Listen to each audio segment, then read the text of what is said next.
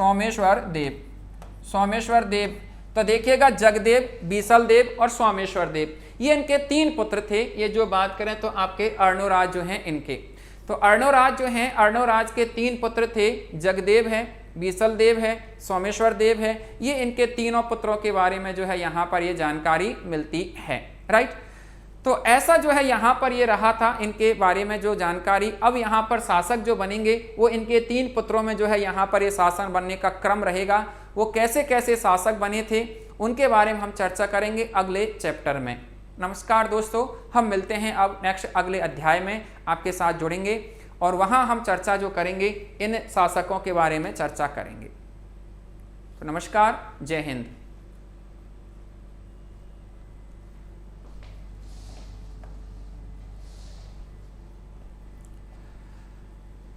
नमस्कार दोस्तों, आपका फिर एक बार स्वागत है। और अब हम जो है यहाँ पर चर्चा कर रहे हैं चौहानों के बारे में, चर्चा चल रही है हमारी। और चौहानों के बारे में जो चर्चा का जो विषय चल रहा है, वह जो चर्चा का जो विषय जो चल रहा है उसकी बात करें तो वो जो सब्जेक्ट यहाँ पर चौहानों के बारे में जो चर्चा का जो विषय जो चल रहा है उसमें देखिएगा मित्रों, यहाँ पर हम बात करें कि अर्णोराज जो थे, अर्णोराज जो थे मित्रों, इस अर्णोराज के 3 पुत्र हुए थे। इनके 3 पुत्र हुए थे, ठीक है, इनके 3 पुत्र हुए थे। और 3 पुत्रों की बात करें तो उन 3 पुत्रों में यहाँ पर जो है देखिएगा इनके ये जो है 3 पुत्रों के बारे में यहाँ पर ये जानकारी मिलती है। एक जो पुत्र है उसका तो नाम जो मिलता है वह मिलता है जगदेव, जगदेव करके जो है ये नाम मिलता है।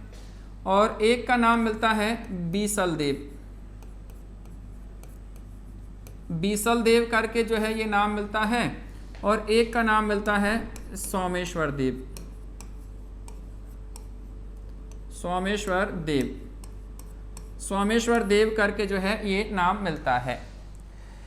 तो देखिएगा यहाँ पर, अब यहाँ पर सबसे पहले जो शासक जो है बनते हैं इस अर्णोराज के बाद में, वो कौन बनते हैं, ये जगदेव। तो इनका शासनकाल 1155 से स्टार्ट होता है, जो कि 1158 ईस्वी तक इनका शासनकाल रहता है, राइट मित्रों। तो देखिएगा सबसे पहली बात तो ये जो है जगदेव, इन्होंने ही अपने पिता की हत्या की थी, किसकी, अर्णोराज की। तो इन्होंने अपने पिता अर्णोराज की हत्या करके शासक बने थे। आप यूं कह सकते हैं कि ये अपने पिता अर्णोराज, ये अपने पिता अर्णोराज जो थे, इस अर्णोराज की हत्या करके, अर्णोराज की हत्या कर शासक बने थे। कहने का मतलब इन्होंने अपने ही पिता की जो है हत्या कर दी थी, राइट। और अपने ही पिता की हत्या करके ये शासक बने थे। और इसी कारण इनको चौहानों का या चौहान वंश जो है, ये चौहान वंश के पितृहंता कहलाते हैं, चौहान वंश के पितृहंता कहलाते हैं। पितृहंता के नाम से, मीस पिता को मारने वाले, पितृहंता कहलाते हैं, चौहान वंश के पितृहंता कहलाते हैं। तो चौहान वंश के ये पितृहंता के रूप में इनको जो है जाना जाता है, राइट। तो चौहान वंश के पितृहंता के रूप में ये जाने जाते हैं। ये प्रश्न कई बार आया हुआ है एग्जाम में। प्रश्न कैसे कि ये जो है आपके चौहान वंश के पितृहंता के रूप में किसे जाना जाता है, किस शासक को जाना जाता है। तो चौहान वंश के पितृहंता के रूप में जिस शासक को जाना जाता है वह शासक जो है आपके जगदेव। क्योंकि इन्होंने ही अपने पिता अर्णोराज की हत्या की थी। रीजन क्या था कि इनको बुढ़ापा आ रहा था। अर्णोराज शासन नहीं छोड़ रहे थे, अर्णोराज को भी बुढ़ापा आ चुका था लेकिन शासन नहीं छोड़ रहे थे। इन्होंने सोचा कि मैं कब शासक बनूंगा, तो इसने सोचा क्यों न पिता को सल्टाया जाए। तो इन्होंने अपने ही पिता को सल्टा दिया और अपने ही पिता को सल्टा करके और ये जो है शासक बन जाते हैं आपके जगदेव जो है, ये जो है यहाँ के शासक बन जाते हैं। देखिएगा इनका कोई लंबा चौड़ा शासनकाल नहीं रहा था। देखिएगा 55 से 58 लगभग 2.5-3 वर्ष का इनका शासनकाल रहा था। और इस 2.5-3 वर्ष में इनका कोई भी अचीवमेंट नहीं रहा, केवल एक ही अचीवमेंट के इन्होंने अपने पिता की हत्या की थी। अगर और कोई दूसरी इनकी उपलब्धि के बारे में बात करें तो इनका एक पुत्र हुआ, और उस पुत्र की बात करें तो उस पुत्र का जो नाम मिलता है, वह जो नाम मिलता है इनके पुत्र का, वह जो मिलता है, इनके जो पुत्र हुआ था इनका जो पुत्र था उसका नाम मिलता है पृथ्वीराज। अब पृथ्वीराज फर्स्ट पहले आ चुके हैं, तो ये पृथ्वीराज सेकंड के नाम से लोग इनको पुकारते हैं। तो पृथ्वीराज सेकंड करके जो है इनके ये जो है पुत्र होते हैं, किसके? जगदेव के। तो ऐसा जो है इनकी ये अचीवमेंट रहा था। अब नंबर आ गया था किसका? बीसल देव का। बीसल देव जो है यहाँ पर शासक बन जाते हैं मित्रों। देखिएगा, अब बीसल देव के शासन के बारे में चर्चा करते हैं हम।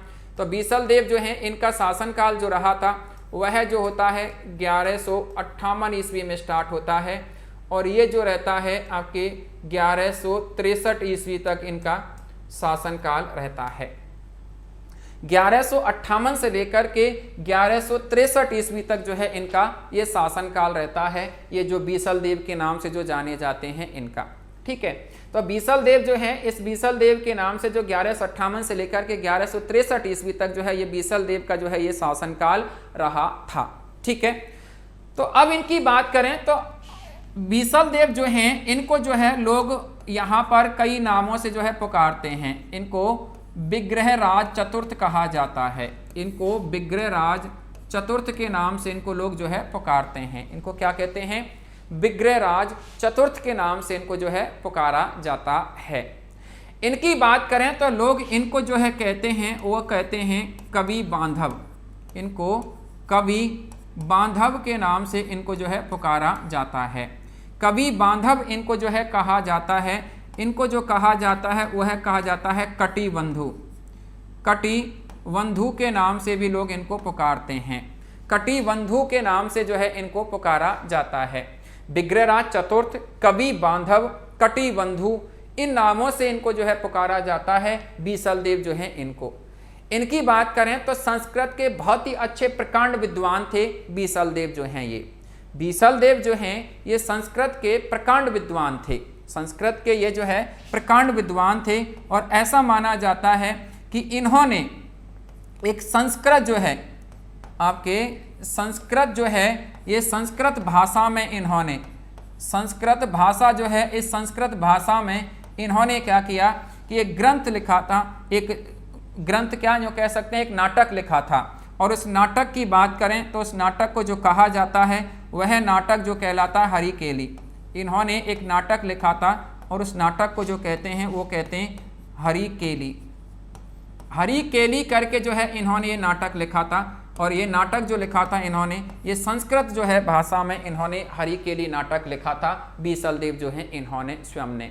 तो विद्वानों के ये जो है आश्रयदाता थे, और इसी कारण इनको जो है कवियों का जो है बंधु एक तरह से है ना, तो कवि बांधव के नाम से इनको जो है पुकारा गया है। इसके अलावा इनको कटिबंधु के नाम से लोग जो है पुकारते हैं। कटि का मतलब वही कमर, और बंधु मीन्स जैसे ये विद्वान जो होते थे उनको जो है बराबर का सम्मान देते थे। जैसे एक भाई को जो है सम्मान दिया जाता है, उसी प्रकार अपने भाई के समान उनको ये सम्मान देते थे। तो इसी कारण इनको जो कहा गया है इन नामों से पुकारा गया है। मैंने आपसे कहा कि इन्होंने संस्कृत भाषा में एक नाटक भी लिखा था, और उस नाटक की बात करें तो वह था हरिकेली नाटक। इनके बारे में आगे हम बात करें, ये जो है आपके विग्रहराज चतुर्थ या बीसल देव। तो ये जो बीसल देव के नाम से जिनको आप लोग जो है पुकार रहे हैं, बीसल देव जो हैं, इनके बारे में हम चर्चा कर रहे हैं आगे। इन्होंने क्या किया कि आपके अजमेर में इन्होंने अजमेर जो है अजमेर में इन्होंने एक संस्कृत विद्यालय का निर्माण करवाया था। इनका एक संस्कृत पाठशाला जो है इस संस्कृत पाठशाला का निर्माण करवाया था। संस्कृत पाठशाला का निर्माण करवाया था इन्होंने। और इस संस्कृत पाठशाला की बात करें तो इसको जो कहा गया है वह कहा गया सरस्वती कंठाभरण। सरस्वती कंठाभरण कहा गया है।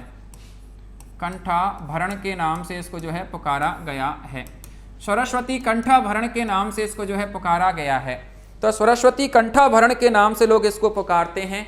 तो सरस्वती कंठाभरण कहलाती है संस्कृत पाठशाला जो है, इसका इन्होंने जो है निर्माण कार्य करवाया था। तो संस्कृत पाठशाला का निर्माण जो करवाया था वह जो करवाया था, और उसको जो कहा गया सरस्वती कंठाभरण के नाम से लोग इसको पुकारते हैं। राइट, तो सरस्वती कंठाभरण जो संस्कृत पाठशाला का निर्माण करवाया था, तो इस पाठशाला जो है इस पाठशाला की दीवारों पर इन्होंने दीवारों पर हरी केली जो नाटक है, हरी केली जो नाटक है, इस हरी केली की कविताओं को लिखवा दिया था। इसके ऊपर ये कविता जो है इन्होंने लिखवाई थी। तो इसके ऊपर जो है इन्होंने ये कविताएं लिखाई थी। ये जो बात करें तो आपके ये जो पाठशाला की दीवारों पर इन्होंने ये जो आपके हरी केली नाटक इनके द्वारा जो रचा गया था, उस नाटक की कविताओं को लिखवा दिया था। दोस्तों आगे चल कर के यहाँ क्या होता है कि आगे चल कर के इस संस्कृत पाठशाला को 2.5 दिन के झोंपड़े में कन्वर्ट कर दिया जाता है। 2.5 दिन का झोंपड़ा, 2.5 दिन का झोंपड़ा आगे चल कर के कालांतर में 2.5 दिन का झोंपड़ा जो है, इसका निर्माण जो करवाया जाता है वह जो करवाया जाता है कुतुबुद्दीन ऐबक के द्वारा। कौन थे? कुतुबुद्दीन ऐबक। कुतुबुद्दीन ऐबक जो हैं, इन कुतुबुद्दीन ऐबक के द्वारा यहाँ पर इस 2.5 दिन के झोंपड़े का निर्माण करवा दिया जाता है। अब कुतुबुद्दीन ऐबक कौन थे, आगे हम चर्चा करेंगे मोहम्मद गोरी के बारे में। तो ये मोहम्मद गोरी के गुलाम थे, मोहम्मद गोरी के गुलाम थे, जिन्होंने दिल्ली में गुलाम वंश स्थापित किया था। 1206 ईस्वी में दिल्ली में गुलाम वंश की स्थापना जो की थी वह कुतुबुद्दीन ऐबक ने ही की थी। और इन्होंने ही यहाँ पर ये क्या किया कि 2.5 दिन के झोंपड़े का निर्माण करवाया। मतलब इस पाठशाला को तुड़वा करके इन्होंने 2.5 दिन का झोंपड़ा जो है नाम दिया था। 2.5 दिन का झोंपड़ा। अब यहाँ पर देखिएगा लोगों की किंवदंतियां कि इसका निर्माण 2.5 दिन में हो गया, जबकि गलत है। इसका 2.5 दिन का झोंपड़ा नाम इसलिए पड़ा क्योंकि यहाँ पर एक मुस्लिम संत रहे हैं। इस मुस्लिम संत की बात करें तो यहाँ 2.5 दिन का उर्स भरता है, और उस उर्स की बात करें तो वो थे पीर पंजाल। पीर पंजाल करके यहाँ पर पीर पंजाल करके ये मुस्लिम संत हैं। पीर पंजाल की बात करें तो ये पीर पंजाल जो है, ये संत जो है मुस्लिम संत हैं। इनका यहाँ पर ये 2.5 दिन का उर्स भरता है। उर्स का मतलब होता है मेला। तो यहाँ इनका ये 2.5 दिन का उर्स भरता है, और इसी कारण इसको 2.5 दिन का झोंपड़ा कहा गया। मित्रों इस 2.5 दिन के झोंपड़े की बात करें तो एक चीज़ और यहाँ पर बड़ी इंपॉर्टेंट, और वह इंपॉर्टेंट ये कि ये राजस्थान की पहली जो है मस्जिद कहलाती है। ये राजस्थान की प्रथम मस्जिद, राजस्थान की प्रथम मस्जिद कहलाती है, मस्जिद कहलाती है। तो ये 2.5 दिन का जो झोंपड़ा है, ये 2.5 दिन के झोंपड़े को राजस्थान की जो है प्रथम मस्जिद के रूप में भी लोग जानते हैं, क्योंकि राजस्थान में पहली बार मस्जिद का निर्माण जो हुआ था वह 2.5 दिन के झोंपड़े के रूप में ही हुआ था। तो ऐसा जो है इस बीसल देव ने यहाँ पर ये कार्य करवाया था। तो बीसल देव के संस्कृत पाठशाला का निर्माण करवाया था, और उसको जो है कहा जाता सरस्वती कंठाभरण के नाम से लोग जो है पुकारते हैं। तो सरस्वती कंठाभरण पाठशाला को आगे चल करके कुतुबुद्दीन ऐबक ने 2.5 दिन के झोंपड़े में कन्वर्ट कर दिया था। तो 2.5 दिन के झोंपड़े के रूप में जो कन्वर्ट किया था वह इसको जो है यहाँ पर इन्होंने किया था कुतुबुद्दीन ऐबक ने। अब यहाँ से बात आगे बढ़ती है, और यहाँ से बात आगे बढ़ कर के और यहाँ से बात आगे चलती है। तो ऐसा मानते हैं कि आपके ये जो हैं बीसल देव ने आपके यहाँ पर बीसलपुर गांव जो है इन्होंने बसाया था। बीसलपुर गांव जो है इन्होंने यहाँ पर बसाया था, जो कि इस समय आपके टोंक में जो है ये पड़ता है। बीसलपुर जो गांव है, ये बीसलपुर गांव को बसाने का जो श्रेय जाता है, बीसलपुर गांव जो है, इस बीसलपुर गांव जो कि इस समय टोंक में है, ये आपके बीसल देव के द्वारा ही बसाया गया था। इसके अलावा इन्होंने यहाँ पर बीसलपुर बांध का निर्माण भी करवाया था। बीसलपुर जो है यहाँ पर बीसलपुर बांध जो है, इस बीसलपुर बांध का निर्माण भी इन्होंने ही करवाया था। तो ये जो है यहाँ पर इनके द्वारा करवाए गए कार्य थे, ये जो बीसल देव जो थे इनके द्वारा। तो देखिएगा, एक तो बीसलपुर गांव बसाया था, और एक बीसलपुर जो है यहाँ इन्होंने बांध का निर्माण भी करवाया था। मित्रों ऐसा मानते हैं कि ये जो बीसल देव जो थे, इनका आपके यहाँ पर जब ये शासक बने थे तो उस समय चौहानों का जो कह सकते हैं कि बहुत ही उत्कर्ष हुआ था। चौहानों का साम्राज्य का बहुत ही अधिक विस्तार किया था। तो इन्होंने अपने साम्राज्य का विस्तार जो है दोस्तों, ऐसा माना जाता है कि बीसल देव जो हैं इस बीसल देव जो हैं इन्होंने अपने साम्राज्य का विस्तार करते हुए इधर तो आपके जो कह सकते हैं अफगानिस्तान तक अड़ा दिया था। अफगानिस्तान जो है यहाँ तक जो है अपना अफगानिस्तान जो है यहाँ तक अपना साम्राज्य अड़ा दिया था। अफगानिस्तान में गजनी की बात करें तो यहाँ पर गजनी के जो शासक थे उनका नाम मिलता है खुसरो शाह। गजनी जो है, इस गजनी के यहाँ के जो शासक थे, गजनी के शासक की बात करें तो इसका नाम जो मिलता है वह मिलता है खुसरो शाह।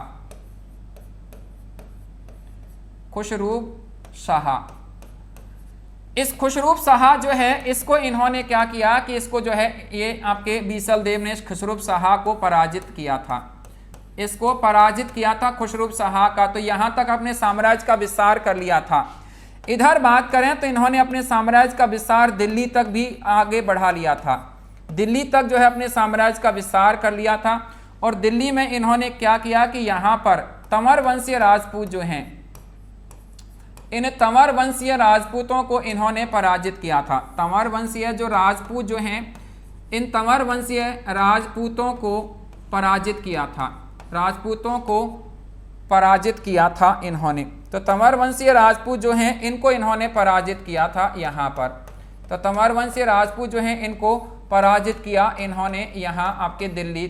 तो दिल्ली तक अपने साम्राज्य का विस्तार कर लिया था। और ऐसा माना जाता है मित्रों, इन्होंने तंवर वंशीय राजपूतों को जो पराजित किया था, तो इस उपलक्ष्य में इन्होंने दिल्ली में एक शिलालेख लिखवाया था। और उस शिलालेख की बात करें तो उसको कहा जाता है, वह कहा जाता है शिवालिक शिलालेख। शिवालिक शिलालेख के नाम से इसको जो है जाना जाता है। शिवालिक शिलालेख के नाम से इसको जो जाना जाता है। तो शिवालिक शिलालेख की बात करें तो ये शिवालिक शिलालेख जो लिखवाया था वह जो दिल्ली में इस बीसल देव के द्वारा ही लिखवाया था, जिसे आप विग्रहराज चतुर्थ के नाम से पुकारते हैं। आरएएस प्री 2016 में ये प्रश्न आया। इसके अलावा कई एग्जाम में इसको पूछा गया। बहुत ही इंपॉर्टेंट प्रश्न है कि शिवालिक शिलालेख किस चौहान शासक ने लिखवाया था। दिल्ली में शिवालिक शिलालेख किस चौहान शासक ने लिखवाया था? तो वो थे विग्रहराज चतुर्थ या बीसल देव के नाम से इनको जाना जाता है। इन्होंने दिल्ली में ये शिवालिक शिलालेख जो है लिखवाया था।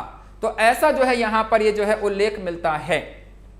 तो मित्रों ऐसा मानते हैं कि ये जो है बीसल देव जो है, बीसल देव का जो शासनकाल जो रहा है वो चौहानों का स्वर्ण युग कहलाता है। इनका शासनकाल चौहानों का स्वर्ण युग कहलाता है। इनका शासनकाल चौहानों का स्वर्ण युग जो है कहलाता है। तो चौहानों का स्वर्ण युग कहलाता है इनका जो शासनकाल जो है ये। तो चौहानों के स्वर्ण युग के रूप में इनका शासनकाल जाना जाता है। ये जो आपके बीसल देव जो हैं इनका शासनकाल जो रहा है, बीसल देव जो हैं इनका शासनकाल ये चौहानों का स्वर्ण युग कहलाता है। अब यहाँ पर क्या होता है कि ये जो हैं आपके बीसल देव की बात करें तो इनके एक दरबारी कवि थे। इनके एक दरबारी कवि थे, दरबारी कवि की बात करें तो उनका जो नाम मिलता है वह जो मिलता है सोमदेव इनके दरबारी कवि थे मित्रों। और इन्होंने एक ग्रंथ लिखा है और उस ग्रंथ की बात करें तो उस ग्रंथ का जो नाम मिलता है वह जो मिलता है ललित विग्रहराज करके जो है ललित विग्रहराज करके जो है ये इन्होंने ये जो है ग्रंथ लिखा है। ये जो बात करें तो आपके बीसल देव जो हैं इन्होंने, इनके दरबारी कवि सोमदेव ने, बीसल देव के दरबारी कवि सोमदेव जो थे इन्होंने जो है ये ललित विग्रहराज जो है ये ग्रंथ लिखा है। तो ऐसा था दोस्तों ये बीसल देव का शासनकाल। बीसल देव के बाद में इस बीसल देव की बात करें तो इनके एक पुत्र हुए थे। और इनके पुत्र की बात करें तो इनके पुत्र का जो नाम जो मिलता है वह जो मिलता है इनके पुत्र का नाम अपर गांगे करके जो है ये इनके पुत्र थे। अपर गांगे जो है इनके ये पुत्र थे बीसल देव के। तो बीसल देव के बाद में जो शासक जो बने थे मित्रों वह जो बने थे अपर गांगे। तो अपर गांगे जो है अब यहाँ पर जो है शासक बन जाते हैं इस बीसल देव के बाद में।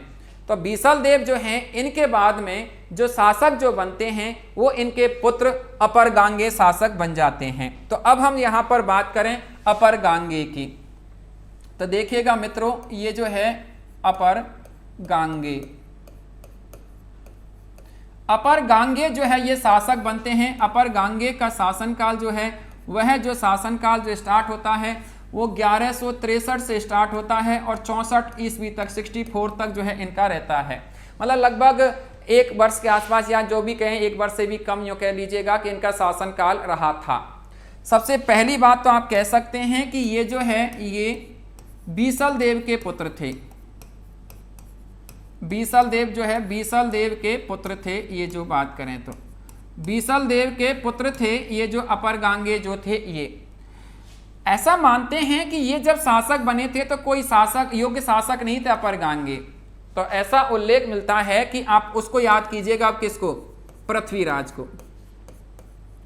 पृथ्वीराज जो है पृथ्वीराज सेकंड ने इनकी हत्या कर दी थी। पृथ्वीराज सेकंड ने इनकी हत्या कर दी थी। पृथ्वीराज सेकंड ने इनकी हत्या कर दी थी। तो पृथ्वीराज सेकंड कौन थे? ये आपको पता है, जगदेव के पुत्र। आप देखिएगा यहां पर, देखिएगा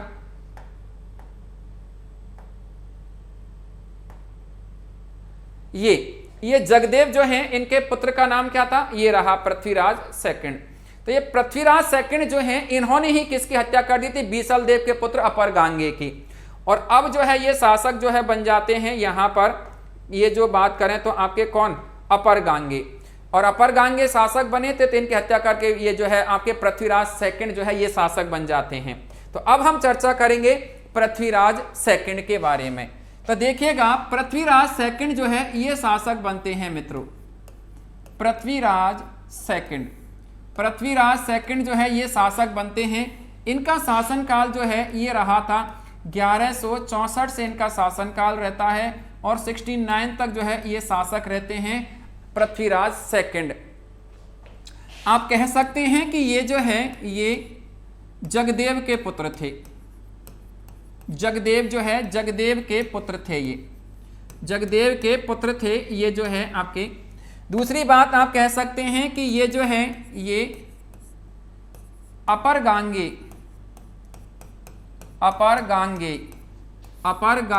की हत्या कर शासक बने थे। अपर गांगे की हत्या कर शासक बने थे। ये जो बात करें तो पृथ्वीराज सेकंड जो हैं इन्होंने। पृथ्वीराज सेकंड के शासनकाल का कोई उपलब्धि भरा शासन नहीं रहा था। इनके शासनकाल का एक अचीवमेंट रहा था और वह जो रहा था आपके भीलवाड़ा जो है ना, भीलवाड़ा में एक स्थान पड़ता है मेनाल एक स्थान पड़ता है। यहां पर इन्होंने एक शिव मंदिर का निर्माण करवाया था और वो था सुहेबेश्वर शिव मंदिर। सुहेबेश्वर शिव मंदिर जो है, इस सुहेबेश्वर शिव मंदिर का इन्होंने क्या करवाया था? निर्माण करवाया था। जो कि ये बहुत ही इंपॉर्टेंट प्रश्न यहां से कई बार पूछ लिया गया है। या तो ऐसे पूछता सुहेबेश्वर शिव मंदिर कहां पर है, तो वो है आपके भीलवाड़ा के मेनाल में। निर्माण जो करवाया था वह करवाया था चौहान वंश के, ये जो है बात करें तो पृथ्वीराज सेकंड ने जो है सुहेबेश्वर शिव मंदिर का निर्माण करवाया था मित्रों। इनके शासनकाल की और कोई अचीवमेंट नहीं है। इनका एक्चुअल में कोई भी आगे वंश नहीं चला था। कहने का मतलब इनकी निसंतान जो है इनकी मृत्यु हो जाती है। इनकी निसंतान जो है मृत्यु हो गई थी। निसंतान इनकी मृत्यु हो गई थी। और मृत्यु जब हो गई थी तो अब ये जो है चैप्टर ये तो यहाँ समाप्त हो गया था। बीसल देव वाला चैप्टर वहां समाप्त हो गया था अपर गांगे के साथ में ही। तो अब चैप्टर जो स्टार्ट होता है वो किसका होता है? सोमेश्वर देव चौहान का। तो सोमेश्वर देव चौहान के बारे में मित्रों हम बात करेंगे और वह जो चर्चा जो रहेगी वो नेक्स्ट अगले चैप्टर में उसके बारे में चर्चा करेंगे। तो नमस्कार दोस्तों, जय हिंद।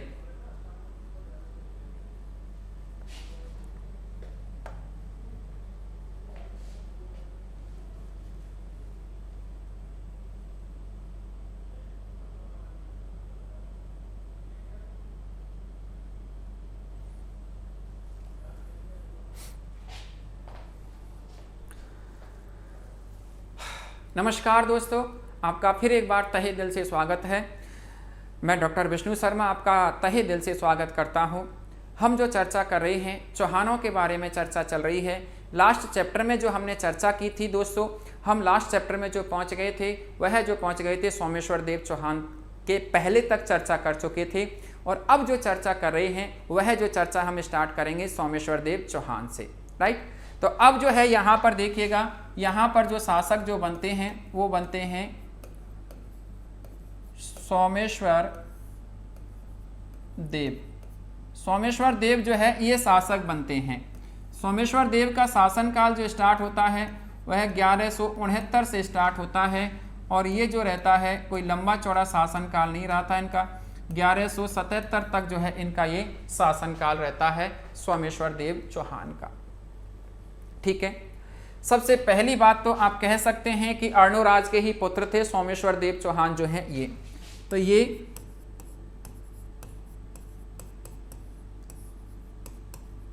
अर्णोराज के पुत्र थे, अर्णोराज के पुत्र थे ये जो बात करें तो।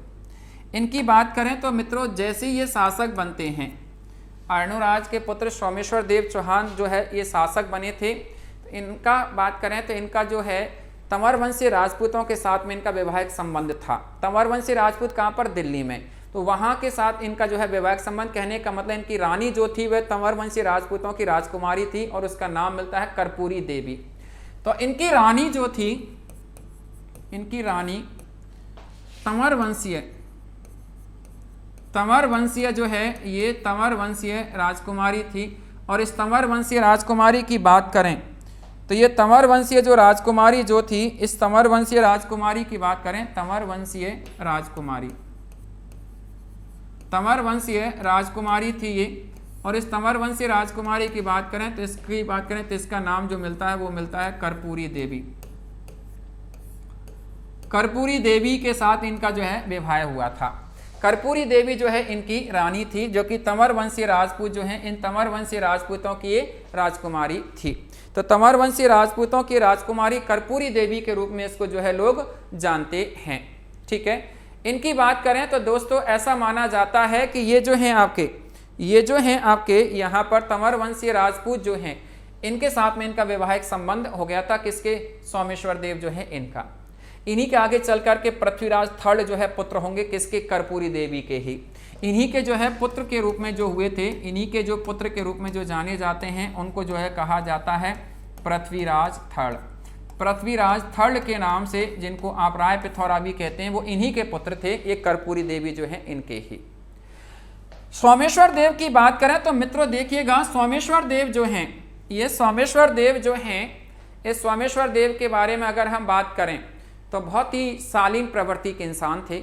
इसके शासनकाल में साम्राज्य बहुत लंबा चौड़ा बीसल देव ने बढ़ाई दिया था, तो इनसे संभला नहीं। तो इन्होंने क्या किया कि अपने साम्राज्य का बंटवारा कर दिया था, मतलब साम्राज्य जो है इन्होंने डिस्ट्रीब्यूट कर दिया था।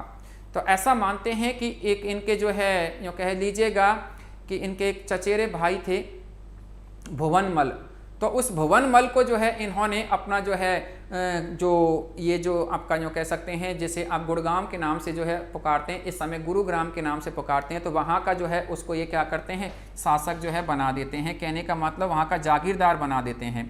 तो इन्होंने अपने शासन जो है, शासन का बंटवारा कर दिया था, शासन का बंटवारा कर दिया था। और इन्होंने क्या किया कि गुड़गांव जो है, गुड़गांव का जागीरदार भुवनमल को नियुक्त कर दिया था। भुवनमल को नियुक्त कर दिया था।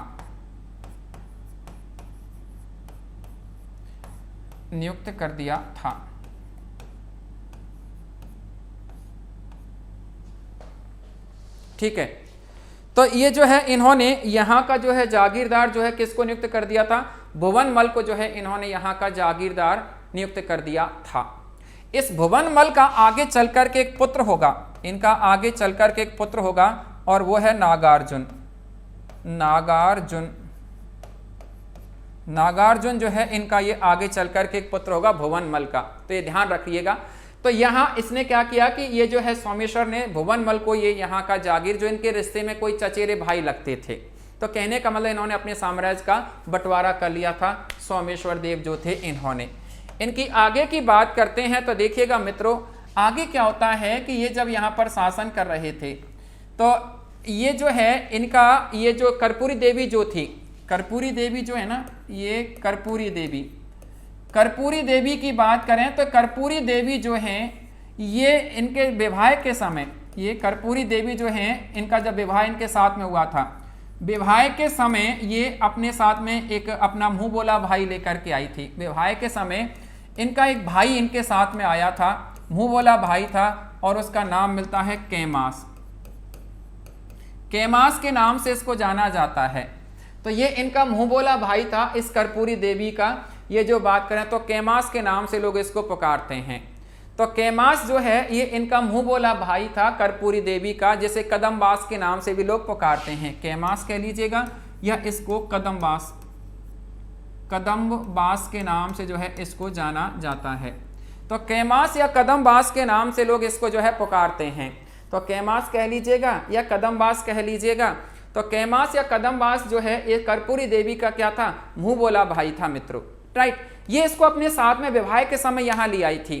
तो इसको ले आई थी तो ऐसा मानते हैं कि आपके जो सोमेश्वर देव जो थे, सोमेश्वर देव जो हैं, इस सोमेश्वर देव की बात करें तो सोमेश्वर देव ने क्या किया कि इस कदमबास को या कैमास को अपना जागीरदार बना लिया था। इसको जागीरदार जो है बना लिया था, और जागीरदार बना करके और इसको अपना प्रधान सैनिक के रूप में भी इसको जो है इन्होंने अपने इसमें शामिल कर लिया था।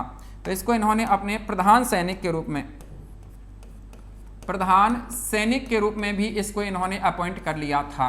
तो प्रधान सैनिक के रूप में इन्होंने इसको अपॉइंट कर लिया था। तो इनके सेनापति भी थे सोमेश्वर देव के, और इसको जो जागीर भी इनको दे दी थी।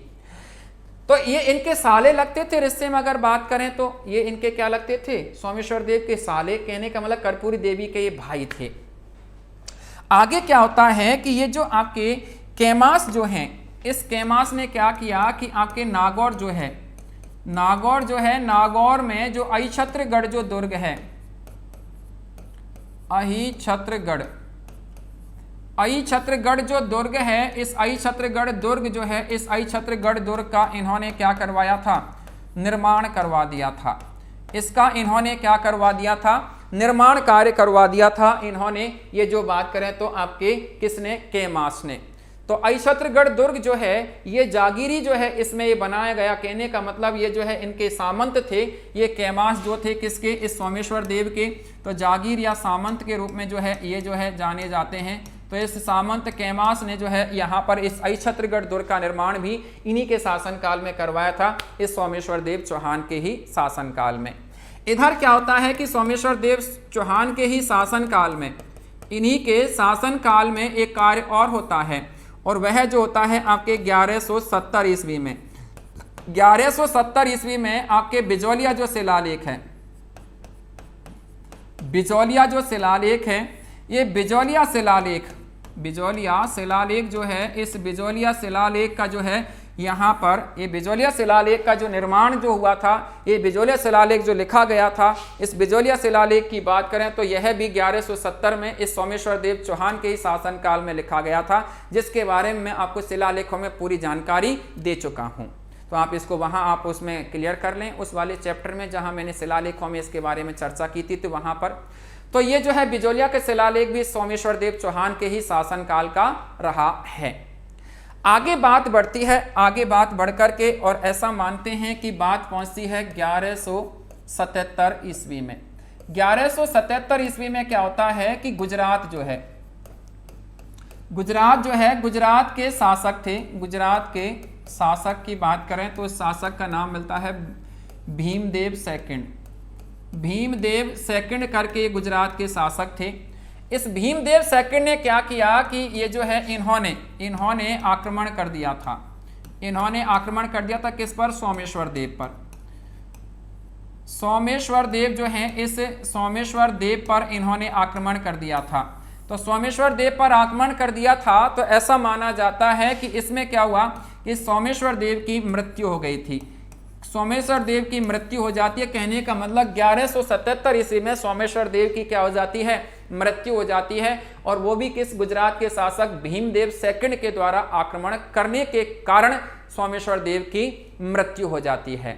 तो सोमेश्वर देव की यहाँ पर ये मृत्यु हो जाती है। और अब मित्रों नेक्स्ट अगले शासक के रूप में जो बनते हैं, और वह जो शासक के रूप में जो जाने जाते हैं, उनकी बात करें तो वो इनके पुत्र, और वो थे पृथ्वीराज थर्ड। तो उनके बारे में हम चर्चा कर रहे हैं। नेक्स्ट आगे हम जो चर्चा करेंगे पृथ्वीराज थर्ड के बारे में। तो देखिएगा दोस्तों, अब जो है चर्चा वह है आपके पृथ्वीराज थर्ड। पृथ्वीराज थर्ड के नाम से आप लोग इनको पुकारते हैं। पृथ्वीराज थर्ड, इनका शासनकाल जो स्टार्ट होता है मित्रों, वह जो स्टार्ट होता है 1177 से इनका शासनकाल माना गया है, जो कि 1192 ईस्वी तक इनका शासनकाल रहा था। 1192 ईस्वी तक इनका जो है शासनकाल रहा था। तो 1177 से लेकर के 1192 92 तक जो है शासक के रूप में जो रहते हैं वो रहते हैं पृथ्वीराज थर्ड। देखिएगा मित्रों, पृथ्वीराज थर्ड की बात करें तो सबसे पहली बात तो ये जो हैं आपके पृथ्वीराज थर्ड, ये सोमेश्वर देव इनके पिता थे। इनकी माता का नाम था कर्पूरी देवी। कर्पूरी देवी, कर्पूरी देवी, इनके ये क्या थे, पुत्र के रूप में इनको जाना जाता है। सोमेश्वर देव और ये जो है कर्पूरी देवी, इनके जो है ये पुत्र थे। इनकी बात करें तो पृथ्वीराज थर्ड जो हैं ये, ठीक है। ऐसा मानते हैं कि ये मात्र 11 वर्ष की अवस्था में शासक बन गए थे। ये 11 वर्ष की अवस्था में शासक बने थे। 11 वर्ष की अवस्था में शासक बने थे। 11 वर्ष की अवस्था में शासक बने थे। 11 वर्ष की अवस्था में ये जो है शासक बन जाते हैं। तो 11 वर्ष की अवस्था में जो है ये शासक के रूप में जो है ये बन जाते हैं आपके। ये जो बात करें तो आपके यहाँ पर पृथ्वीराज थर्ड। अब देखिएगा 11 वर्ष की अवस्था में कोई शासक बनता है तो वो क्या शासन चलाएगा, बच्चा था बेचारा। लेकिन फिर भी जो है यहाँ पर ऐसा मानते हैं कि बहुत ही योग्य था ये उस समय भी। लेकिन यहाँ शासन जो संभाल रहे थे, इस समय शासन जो संभाला था, इस समय जो शासन जो संभाला था, शासन जो संभाल रहे थे इस समय इनकी माँ संभाल रही थी। शासन जो संभाल रही थी वो इनकी माँ संभाल रही थी। माँ कौन? कर्पूरी देवी। कर्पूरी देवी जो है ये शासन संभाल रही थी इस समय।